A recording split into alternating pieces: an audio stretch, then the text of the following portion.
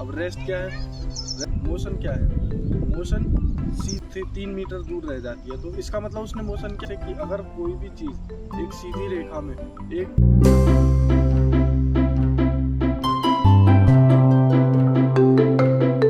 तो आज हम लाए, अगर आप 9th क्लास के स्टूडेंट हैं और फिजिक्स के किसी भी वीडियो को ढूंढ रहे हैं तो रुक जाइए, इससे आगे मत बढ़िए प्लीज़। वीडियो को स्किप ना करें, सभी कॉन्सेप्ट को यहाँ पे समझाया जाएगा वन बाय वन।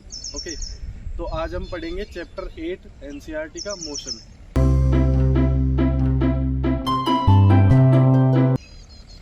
तो मोशन क्या है, मोशन को समझने से पहले हमको समझना होगा रेस्ट क्या है। अब रेस्ट क्या है, रेस्ट जब होता है किसी भी बॉडी को हम रेस्ट में तब बोल सकते हैं जब वो किसी भी मीन पॉइंट से या फिर किसी भी रेफरेंस पॉइंट से अपनी पोजीशन चेंज ना करे टाइम के मुताबिक। अब एक एग्जांपल लेते हैं, कोई एक बॉडी है, वो दूसरी बॉडी के रेफरेंस में एक पोजीशन पर खड़ी है। अब हमारा टाइम 0 है, यहाँ पर टी टाइम 0 है। उसके बाद हम कुछ टाइम बाद अगर हम उसको देखें वो बॉडी वहीं पे है, तो उसमें हम बोलेंगे कि वो बॉडी रेस्ट में है। किसके उसमें, सेकेंड बॉडी के रेफरेंस में। ऐसे ही अब बात करते हैं मोशन की। अब जैसे कि हमारे चैप्टर का भी नाम मोशन है, तो इसको हमें थोड़ा डीपली समझना होगा। मोशन क्या है, मोशन सीधा ही आप बोल सकते हैं एक तरीके से कि रेस्ट का अपोजिट है।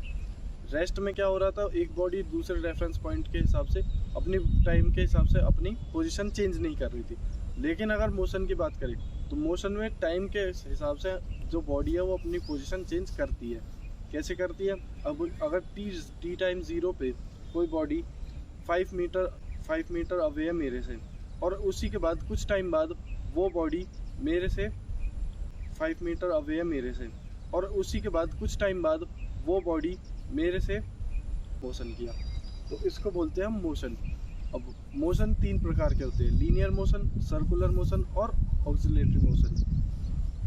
लीनियर मोशन क्या होते हैं, लीनियर मोशन होते हैं जो एक स्ट्रेट लाइन में होती है। स्ट्रेट लाइन में कैसे कि अगर कोई भी चीज़ एक सीधी रेखा में एक जगह से दूसरी जगह अपनी पोजीशन चेंज करती है तो उसको हम बोलते हैं लीनियर मोशन। अब सर्कुलर मोशन क्या होता है, सर्कुलर मोशन होता है कि जब कोई बॉडी सर्कुलर पाथ में अपनी पोजीशन चेंज करे टाइम के हिसाब से, या फिर सर्कुलर पाथ में मोशन करे, तो उसको हम बोलते हैं सर्कुलर मोशन। अब बात आती है ऑक्सिलेटरी मोशन की। तो ऑक्सिलेटरी मोशन का होता है कि कोई भी बॉडी अपनी मीन पोजीशन से आगे या पीछे बार बार अपने आप को ऑसिलेट करे। जैसे कि हम पेंडुलम देखते हैं, पेंडुलम क्या होता है, अपनी एक मीन पोजीशन से आगे पीछे मूव करता है, तो वो होता है एक ऑसिलेटरी मोशन। किस तरफ, मेरी तरफ मोशन किया, तो इसको बोलते हैं हम मोशन। अब मोशन 3 प्रकार के होते हैं, लीनियर मोशन, सर्कुलर मोशन और ऑक्सिलेटरी मोशन। लीनियर मोशन क्या होते हैं, लीनियर मोशन होते हैं जो एक स्ट्रेट लाइन में होती है। स्ट्रेट लाइन में कैसे कि अगर कोई भी चीज़ एक सीधी रेखा में एक जगह से दूसरी जगह अपनी पोजीशन चेंज करती है तो उसको हम बोलते हैं लीनियर मोशन। अब सर्कुलर मोशन क्या होता है, सर्कुलर मोशन होता है कि जब कोई बॉडी सर्कुलर पाथ में अपनी पोजीशन चेंज करे टाइम के हिसाब से, या फिर सर्कुलर पाथ में मोशन करे, तो उसको हम बोलते हैं सर्कुलर मोशन। अब बात आती है ऑक्सिलेटरी मोशन की।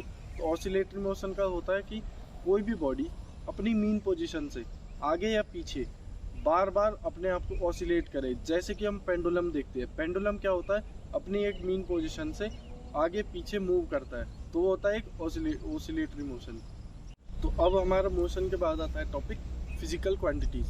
अब फिजिकल क्वांटिटीज़ क्या होती है, फिजिकल क्वांटिटीज़ वो क्वांटिटीज़ होती है जिसको हम किसी भी रूप में माप सके, जिसको नापा जा सके, जिस भी चीज़ को नापा जा सके उसको हम फिजिकल क्वांटिटीज़ बोलते हैं। अब इसका एक एग्जांपल लेते हैं, जैसे कि हमारी हाइट, हम अपनी हाइट को नाप सकते हैं, फीट्स में नाप सकते हैं, सेंटीमीटर में नाप सकते हैं, इंचेस में नाप सकते हैं, तो हम अपनी हाइट को नाप सकते हैं, तो ये एक फिजिकल क्वांटिटी होती है। अब फिजिकल क्वांटिटी के भी 2 प्रकार होते हैं, 2 टाइप्स ऑफ फिजिकल क्वांटिटी, पहला स्केलर और दूसरा वेक्टर।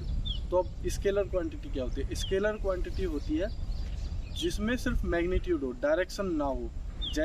जैसे कि स्पीड, अब स्पीड में हम बोलते हैं कि भाई 60 किलोमीटर पर आवर की स्पीड से कोई कार चल रही है, तो इसमें हमने ये नहीं बताया कि किस डायरेक्शन में कार चल रही है, हमने सिर्फ ये बताया कि उसकी स्पीड क्या है। अब ऐसे ही अगर डिस्टेंस की बात करें तो डिस्टेंस भी यही होता है। डिस्टेंस हम बताते हैं कि भाई 5 किलोमीटर का डिस्टेंस है मेरे घर से XYZ के घर तक। अब उसका जो वो डिस्टेंस मैंने बताया वो ना तो मैंने स्ट्रेट लाइन में बताया, ना ही उस डिस्टेंस का डायरेक्शन बताया। अब रास्ते में कई बार डायरेक्शंस चेंज हुई होंगी, तो इसी वजह से हम इसको डिस्टेंस बोलते हैं। इसीलिए स्केलर क्वांटिटी के 2 एग्जांपल।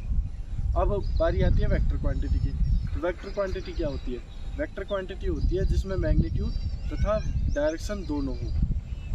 अब मैग्नीट्यूड और डायरेक्शन कैसे? अब स्पीड का ही एक ले लेते हैं। स्पीड का एक होता है वेक्टर क्वांटिटी, अगर हम निकालें स्पीड की तो उसको हम बोलते हैं वेलोसिटी।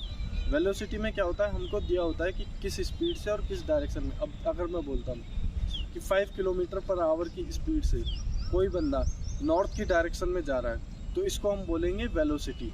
इससे हमें क्या पता चल रहा है? इससे हमें पता चल रहा है कि स्पीड क्या है उसकी, वो किस गति से अपनी पोजीशन चेंज कर रहा है। और दूसरा हमें इससे पता चल रहा है कि वो किस डायरेक्शन में अपनी पोजीशन चेंज कर रहा है। इसलिए हम इसको बोलते हैं वेक्टर क्वांटिटी। अब वेक्टर क्वांटिटी का दूसरा एग्जांपल ले लेते हैं डिस्टेंस के टर्म्स में। उसको हम बोलते हैं डिस्प्लेसमेंट।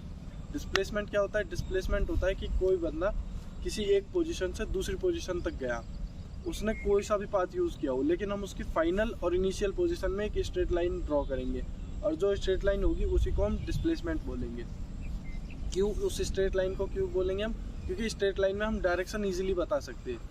अगर लाइन को हम अगर डिस्टर्ब करते, इधर उधर पाथ अगर चेंज करते, तो ये हम डायरेक्शन नहीं बता सकते। अब अगर मुझे किसी के घर का एड्रेस बताना है, तो मैं बताऊंगा कि 2 kilometres south direction to my home, तो ये हो जाएगा हमारा डिस्प्लेसमेंट। मतलब कि 2 किलोमीटर साउथ की डायरेक्शन में अगर जाओगे सीधे, तो वो उसका घर आ जाएगा XYZ का। तो दोस्तों आज के लिए सिर्फ इतना ही। आगे के टॉपिक्स को हम अगली नेक्स्ट वीडियोस में कवर करेंगे, और उम्मीद है कि आपको हमारी वीडियो अच्छी लगी हो। Thank you and bye.